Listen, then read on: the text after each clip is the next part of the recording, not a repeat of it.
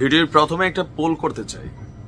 বাংলাদেশের রাজনীতিতে বা রাষ্ট্র ক্ষমতায় আগামী দিনে জামাত ইসলাম নাকি ছাত্রদের যেই নতুন দল আসতে যাচ্ছে তাদের হাতে বাংলাদেশ নিরাপদ থাকবে, দুর্নীতিমুক্ত থাকবে, অথবা আমরা যেই বাংলাদেশ দেখতে চাই সেই বাংলাদেশ গড়ে উঠবে।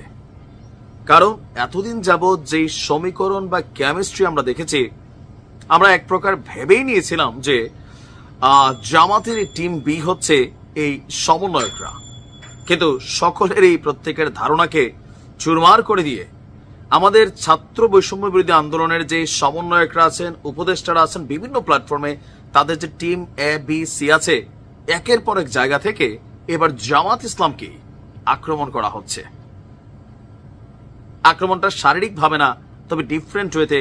উপদেষ্টা নাহিদের কথা শুনে যখন আপনার চিন্তা হচ্ছে যে নাহিদকে আসলে সত্যি বলল, এবার আসুন আরেকজন বড় মাপের সমন্বয়কে এই মুহূর্তে যিনি বিএনপিকেও মাঝে মাঝে তিনি তুলাধনা করেন, তার নাম হচ্ছে জাতীয় নাগরিক কমিটির যিনি আহ্বায়কের পদে আছেন নাসির উদ্দিন পাটোয়ারি। তিনি তো ভাই আরেক উড়াধুরা খবর দিচ্ছেন।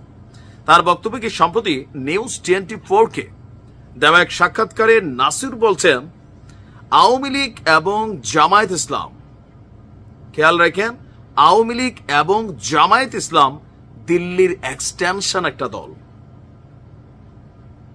শব্দটা বোঝেন। এরপরের লাইন দেখেন, তার মতে ভারতপন্থী কোন দলকে দেশের জনগণ রাষ্ট্র ক্ষমতায় দেখতে চায় না। তার মানে জামাত ইসলামকে রাষ্ট্র ক্ষমতায় দেখতে চায় না বাংলাদেশের জনগণ।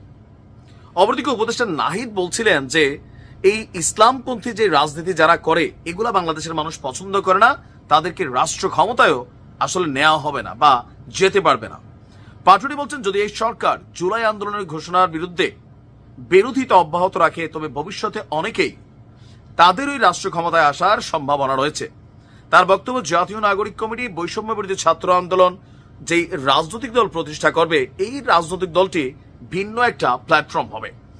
তারা ৭১কে বিশ্বাস করে, ২৪কে বিশ্বাস করে, আর এটা তরুণদের জন্য একটি নতুন যুগের সূচনা হতে যাচ্ছে, যেখানে তারা দেশ পরিচালনায় নিজেদের সক্রিয় অংশীদার হিসাবে ভূমিকা রাখতে পারে। এই সেই নাসির উদ্দিন পাটোয়ারি যিনি বলছিলেন আমরা কারা, মানে বিএনপিকে বলছিলেন আমরা তারা, বেগম খালেদা জিয়াকে মুক্ত করার পেছনে তারাই। কি ঘটতে যাচ্ছে বাংলাদেশের আগামী নির্বাচন সমীকরণে? এখন যারা জামাতের কর্মী সমর্থক আছেন তারা আসলে কোন পথে যাবেন? আবার কেউ কেউ বলছে ভাই না, এটা আর একটা প্ল্যান, গভীর প্ল্যান। আবার কেউ কেউ বলছেন যে জামাতের সাথে ছাত্রদের একটা নেগোসিয়েশন আছে, জামাত ১০০টা সিট ছেড়ে দিবে, ছাত্ররা যে যে আসনে মানে দাঁড়াবে এবং কি তাদেরকে পাশ করতেও সহযোগিতা করবে। কেউ কেউ আবার বলছেন যে বিএনপিও একটা নেগোসিয়েশন করার চেষ্টা করছে বৈষম্য বিরোধী ছাত্রদের সাথে। আবার কেউ কেউ বলছেন হাতে গোনা ৫টা-১০টা সিট পাইতে পারে, রাষ্ট্র ক্ষমতায় যাওয়ার জন্য ছাত্রদের দল পারফেক্ট না। আবার বলছেন জামাতি ভাই ৫০টা সিট পায় কিনা সেইটাই সন্দেহ আছে। আগামী দিনে নির্বাচন হলে একমাত্র রাষ্ট্র ক্ষমতায় যাওয়ার মতন ক্যাপাবিলিটি, মাঠের শক্তি, ভোটের শক্তি, অর্থনীতির শক্তি, পেশির শক্তি, গায়ের শক্তি, সব শক্তিতে বলিয়ান এই মুহূর্তে বাংলাদেশ জাতীয়তাবাদী দল মানে বিএনপি। এখন সমন্বয়কদের হঠাৎ করে জামাতের বিরুদ্ধে যে অবস্থান, এটা কেন? ওয়ান এন্ড অনলি কারণ তারা রাজনৈতিক দল গঠন করতে যাচ্ছে। আর এটা বাংলাদেশের একটা পুরোনো কালচার।